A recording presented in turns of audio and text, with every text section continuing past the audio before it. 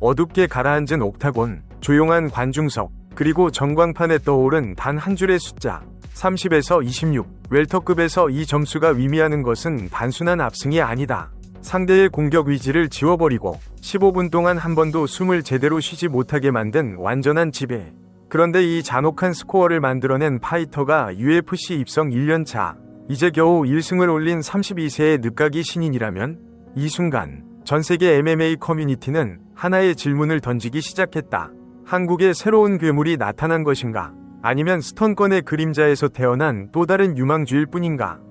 오늘 영상에서는 스턴건 김동현의 제자라는 무거운 타이틀을 짊어진 고석현이 어떻게 UFC 웰터급의 판도를 뒤흔드는 다크호스로 떠올랐는지, 그리고 그를 둘러싼 다음 매치업 시나리오가 왜 지금 전 세계에서 가장 뜨거운 화제로 번졌는지 그 전말을 다룬다. 그의 두 번째 UFC 경기, 그리고 예상 밖의 압도적인 지배력 뒤에는 많은 이들이 미처 보지 못한 결정적 순간이 숨어 있었다. 채널 구독과 좋아요 잊지 마시고 다음 소식과 이야기들도 놓치지 마세요. 2024년 라스베이거스 UFC 에이펙스. 이곳은 데이나 화이트 컨텐더 시리즈. 수많은 유망주들이 꿈을 품고 들어왔다가 절반 이상이 좌절을 맛보고 돌아가는 MMA 위 냉혹한 시험장이다. 바로 이 지옥같은 무대에서 고석현은 모든 압박을 견디고 UFC와의 계약서를 받아냈다. 그리고 그 순간부터 그는 한국 팬들에게 단순한 신인이 아니라 한 시대를 풍미했던 웰터급 레전드 스턴건 김동현의 직계 제자라는 무기를 짊어지게 된다. 김동현의 커리어는 아시아 선수로서는 전에 없는 것이었다. UFC 웰터급 랭킹 6위, 연승 행진, 그리고 유명한 매미 지옥이라 불리던 레슬링 압박. 고석현은 이 모든 스타일을 가장 가까운 거리에서 배웠고, 그것이 기대라는 동력과 동시에 탈출할 수 없는 굴레가 되었다. 2025년 그의 나이 32세, MMA 파이터로서는 전성기에 진입한 나이이지만 UFC 입장에서는 늦게 들어온 신인이다. 시간이 많지 않았다. 그에게 주어진 선택은 단 하나, 매경기 자신의 가치를 증명해야 한다는 것. 첫 두 경기에서 그는 그 선택에 정확히 응답했다. 상대를 압박해 케이지 끝으로 몰아넣는 방식. 그라운드에서 한 번 상체를 무너지면 다시 일어나는 것이 거의 불가능한 체중 이동. 그리고 필요한 순간마다 짧고 무거운 타격을 꽂아 넣는 방식. 이 모든 것은 김동현의 매미 지옥을 연상시키면서도 조금 더 빠르고 현대적인 웰터급 흐름에 맞게 다듬어진 형태였다. UFC 내부 스카우터들은 조용히 그의 이름을 기록했고, 중계석의 전문가들은 아직 신인인 그의 경기 운영에 놀라움을 감추지 못했다. 그리고 2025년 11월 2일, 고석현의 진짜 시험대가 펼쳐진다. 상대는 미국의 필로. 이 선수는 단순한 경험 있는 파이터가 아니었다.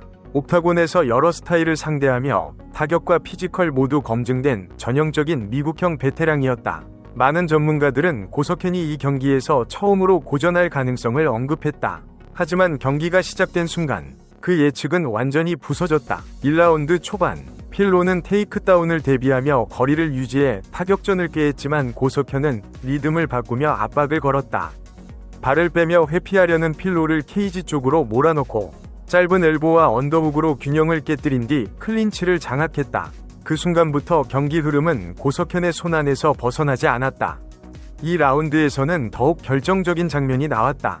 필로가 순간적으로 탈출을 시도하며 스크램블을 만들었지만 고석현은 허리를 먼저 잡고 다시 상체를 제압해버린다.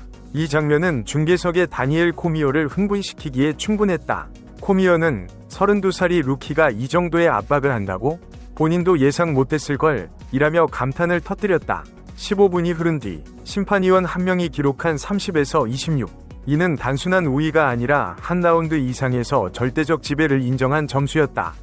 이렇게까지 완벽한 운영은 신인에게 거의 나오지 않는 기록이다. 경기가 끝나자 한국 커뮤니티는 폭발했다. 제2위 스턴건이 나타났다. 매미 지옥의 후계자다. 30에서 26은 지배를 넘어 파괴다. 같은 반응들이 이어졌다. 그러나 흥미로운 것은 해외 반응이었다. 한국 선수에 대해 말이 잘 나오지 않는 북미 포럼에서도 도대체 어디서 나타난 선수냐?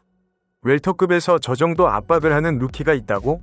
레슬링만 보면 톱 15 누구와 붙여도 충분하다. 같은 의견이 줄지어 등장했다.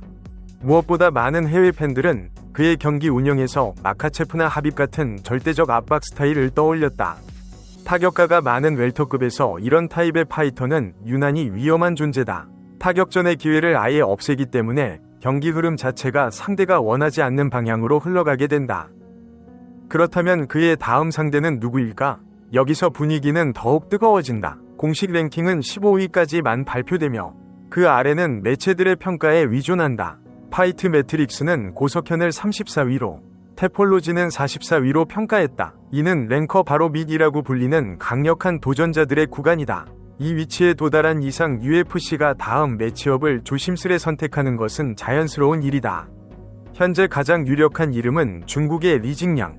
그는 오랜 기간 옥타곤에서 존재감을 증명해온 베테랑으로 한국 팬들에게도 친숙하다. 흥미롭게도 고석현 자신도 리징양과 붙고 싶다는 의사를 과거부터 언급한 적이 있다. 베테랑 대 신예, 상승세 대 하락세, 이런 그림을 UFC는 누구보다 선호한다. 또한 맥스 그리핀, 닐 매그니, 하파엘 도스 아뉴스 같은 이름도 후보군에 떠오른다. 모두 20위권 근처의 유명 파이터들이다. 심지어 스티븐 톰슨까지 가능성이 거론된다. UFC에서만 22전, 살아있는 레전드다. 물론 현실적으로는 부담이 있지만 그 역시 랭킹 하락 이후 다양한 경기 제안을 받을 수 있는 상황이다.